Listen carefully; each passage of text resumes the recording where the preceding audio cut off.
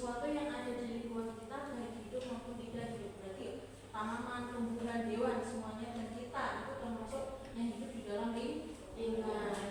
Ada yang memiliki pendapat lain tentang lingkungan?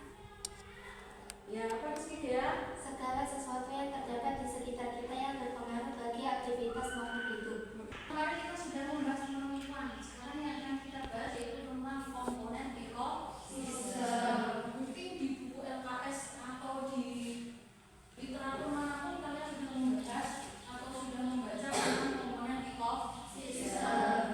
Ekosistem itu sendiri apa? Ekosistem adalah suatu sistem ekologi yang terbentuk dari hubungan bolak-balik antara makhluk hidup dengan lingkungannya. Jadi hubungannya antara manusia dengan lingkungannya yang dimana hubungannya itu hubungan yang saling menguntungkan. Silahkan kalian amati dulu video dari yang saya tampilkan tadi nanti. Hubungan interaksi baik dengan makhluk hidup maupun benda tak hidup.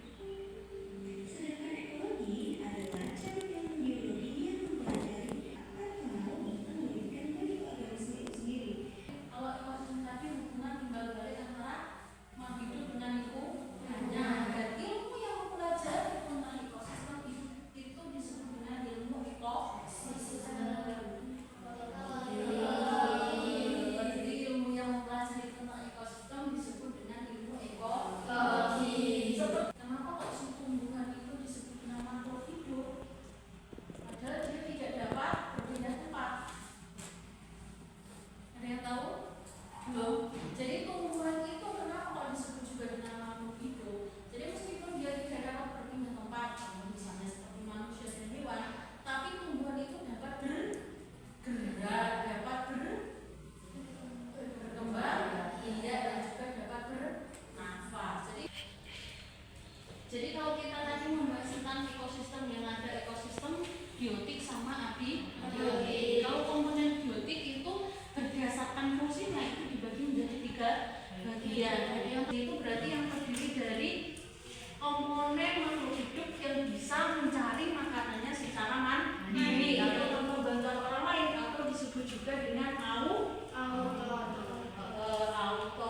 Kemudian kalau konsumen itu berarti makhluk hidup yang dimana dia cara memperoleh makanannya dengan bantuan orang lain atau dengan bantuan makhluk hidup lain atau dia detriviator, yaitu salah satu komponen di mana dia melakukan penguraian, contohnya seperti bakteri dan juga jamur. Demikian tadi sedikit pembahasan kita tentang komponen ekosistem. Tapi dari teman-teman ada yang ditanyakan seputaran tentang komponen ekosistem dan juga lingkungannya. Ada yang mau ditanyakan? Ya, Kak Carika? Contoh hewan omnivora tadi apa, Bu? Oh, contohnya tadi seperti uak, tikus dan juga ayam. Kalian tahu uak? Ada lagi yang mau bertanya? Apa? Perbedaan autotrof dan heterotrof tadi apa, Bu? Kalau autotrof tadi komponen yang bisa menghasilkan makanan secara mandiri. Kalau heterotrof dia bisa menghasilkan makanan tapi dengan bantuan orang lain. Yang lain ada yang bertanya lagi? Ya apa? Contoh komponen biotik dan abiotik nanti apa, Bu? Kalau contohnya, kalau komponen abiotik tadi kan benda yang tidak hidup. Benda yang tidak hidup berarti contohnya seperti air, angin, cahaya matahari, udara, semuanya termasuk dalam abiotik. Kalau biotik contohnya seperti manusia, hewan dan juga tumbuhan termasuk dalam komponen biotik. Ada yang mau ditanyakan lagi? Tidak. Dari pembahasan yang kita bahas dari awal hingga akhir tadi, ada yang membuat kesimpulan tidak dari pembahasan yang kita bahas tadi? Ada? Silakan berdiri dan dibaca di tempat dirinya saja. Kesimpulan dari video tadi adalah lingkungan merupakan suatu hal yang dibutuhkan oleh Kita untuk Anifavara.